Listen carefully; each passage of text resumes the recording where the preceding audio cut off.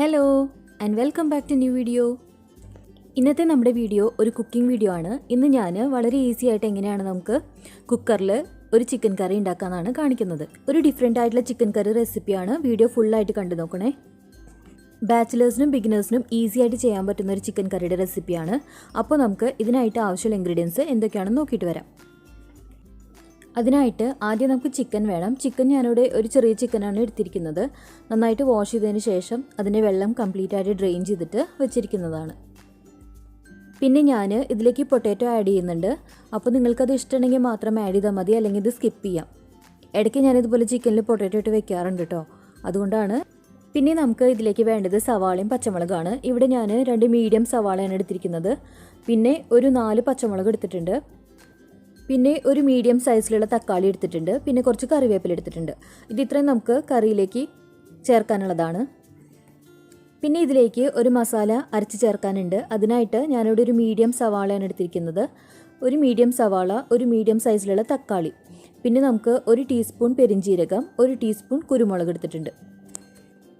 പിന്നെ എൻ്റെ അടുത്ത് ജിഞ്ചർ ഗാർലിക് പേസ്റ്റ് നേരത്തെ അരച്ചത് ഇരിപ്പുണ്ട്. അതുകൊണ്ട് ഞാനിതിൽ ഇഞ്ചിയും വെളുത്തുള്ളിയും ചേർക്കുന്നില്ല. ഇനി നിങ്ങൾക്ക് വേണമെന്നുണ്ടെങ്കിൽ ഇതിൻ്റെ കൂടെ തന്നെ ഒരു 4-5 അല്ലി വെളുത്തുള്ളിയും പിന്നെ ഒരു പീസ് ഇഞ്ചി വേണമെങ്കിൽ ചേർത്ത് അരയ്ക്കാം.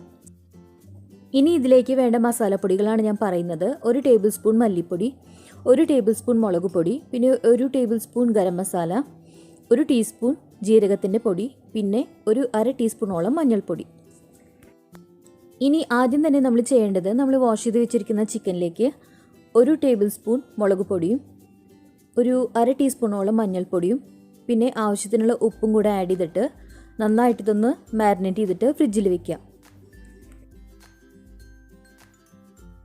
ഇതുപോലെ നമുക്ക് പൊടികളൊക്കെ നന്നായിട്ടൊന്ന് മിക്സ് ചെയ്ത് കൊടുത്തിട്ട് ഇത് ഫ്രിഡ്ജിലേക്ക് മാറ്റി വയ്ക്കാം.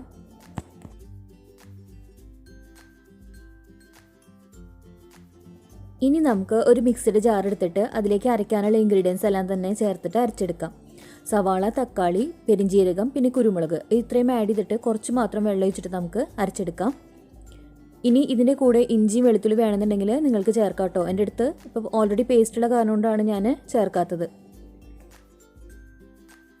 ഇനി നമുക്ക് സ്റ്റൗ ഓൺ ചെയ്തിട്ട് ഒരു കുക്കർ വെച്ചിട്ട് നന്നായിട്ടൊന്ന് ചൂടായി കഴിയുമ്പോൾ കുറച്ച് ഓയിൽ ഒഴിച്ചു കൊടുക്കാം. ഇനി ഇതിലേക്ക് നമ്മൾ അരിഞ്ഞു വെച്ചിരിക്കുന്ന സവാളയും പച്ചമുളകും കൂടെ ഇട്ടിട്ട് ഒന്ന് വഴറ്റിയെടുക്കണം.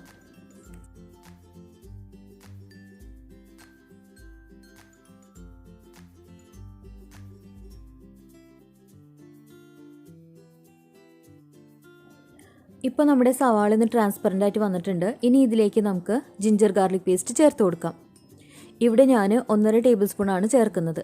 ഇനി ഇതും കൂടെ ഇട്ടിട്ട് നമുക്ക് നന്നായിട്ടൊന്ന് വഴറ്റിയെടുക്കാം. ഇതിൻ്റെ റോ സ്മെല്ലൊക്കെ ഒന്ന് പോകുന്ന വരെ നമുക്ക് ഇതൊന്ന് വഴറ്റിയെടുക്കണം. ഇനി ഞാൻ ഇതിലേക്ക് കറിവേപ്പിലയും ടൊമാറ്റോയും ആഡ് ചെയ്ത് കൊടുക്കുകയാണ്. ഇനി ഇതും കൂടെ ചേർത്ത് നമുക്ക് നന്നായിട്ടൊന്ന് വഴറ്റിയെടുക്കാം. അപ്പോൾ ഇത് ഇത്രയും കുക്കായാൽ മതി കേട്ടോ, ഒരു ഹാഫ് കുക്ക്ഡ് ആയാൽ മതി. ഇനി നമുക്കിതിലേക്ക് അരച്ച് വെച്ചിരിക്കുന്ന പേസ്റ്റ് ചേർക്കാം. നമ്മൾ നേരത്തെ അരച്ച് വെച്ച സവാളയും ടൊമാറ്റോയും അതുപോലെ കുരുമുളകും പെരിഞ്ജീരകം, ഇതിൻ്റെ പേസ്റ്റ് ഇതിലേക്ക് ഞാൻ ചേർത്ത് കൊടുക്കുകയാണ്. ഇനി ഇതും കൂടെ ഇതിൻ്റെ റോ സ്മെല്ല് പോകുന്നവരെ നമുക്ക് നന്നായിട്ട് ഇതിൻ്റെ കൂടെ വഴറ്റിയെടുക്കണം. നന്നായിട്ട് എണ്ണ തെളിഞ്ഞ് വരുന്ന വരെ നമുക്ക് ഇതൊന്ന് വഴറ്റിയെടുക്കാം.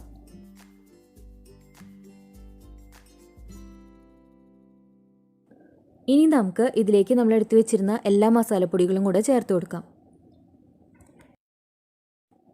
മസാലപ്പൊടികളൊക്കെ ചേർത്തിട്ട് ഇതുപോലെ നന്നായിട്ടൊന്ന് കുറച്ച് നേരം ഒന്ന് ഫ്രൈ ചെയ്ത് കൊടുക്കാം. അതിനുശേഷം നമുക്ക് ഇതിലേക്ക് മാരിനേറ്റ് ചെയ്ത് വെച്ച ചിക്കൻ്റെ പീസസും കൂടെ ചേർത്ത് കൊടുക്കാം. അപ്പോൾ ഞാൻ ഇതിലേക്ക് ചിക്കൻ്റെ പീസസ് ചേർക്കാണ്. ചിക്കൻ്റെ പീസസൊക്കെ ചേർത്തിട്ട് ഈ മസാലയും നമ്മുടെ ചിക്കനും കൂടെ നന്നായിട്ടൊന്ന് മിക്സ് ചെയ്തെടുക്കാം.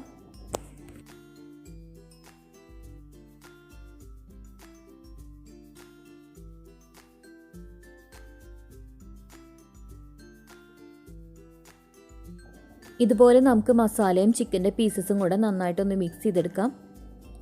ഇനി ഇതിലേക്ക് ഒരു വലിയ ഗ്ലാസ്സിൽ 1/2 ഗ്ലാസ് വെള്ളം ഞാൻ ചേർത്ത് കൊടുക്കുന്നുണ്ട്. അതിനുശേഷം ഒന്നുകൂടെ മിക്സ് ചെയ്തിട്ട് ഇതിലേക്ക് നമ്മൾ എടുത്തു വെച്ചിരുന്ന പൊട്ടാറ്റോയുടെ പീസസ് ചേർത്ത് കൊടുക്കാം.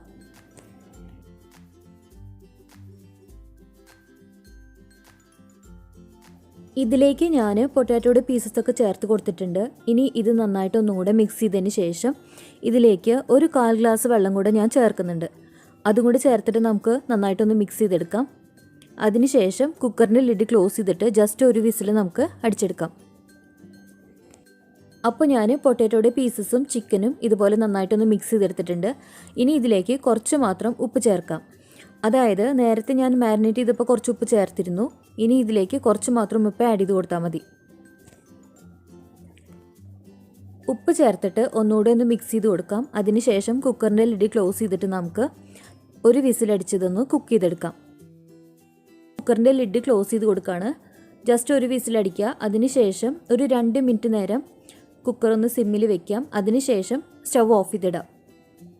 എന്നിട്ട് പ്രഷർ കംപ്ലീറ്റ് ഡൗൺ ആയി കഴിയുമ്പോൾ മാത്രം കുക്കർ ഓപ്പൺ ചെയ്യാം. വിസിൽ വന്നു കഴിഞ്ഞ് ഞാൻ കുക്കർ ഓഫ് ചെയ്തിട്ടിരുന്നു.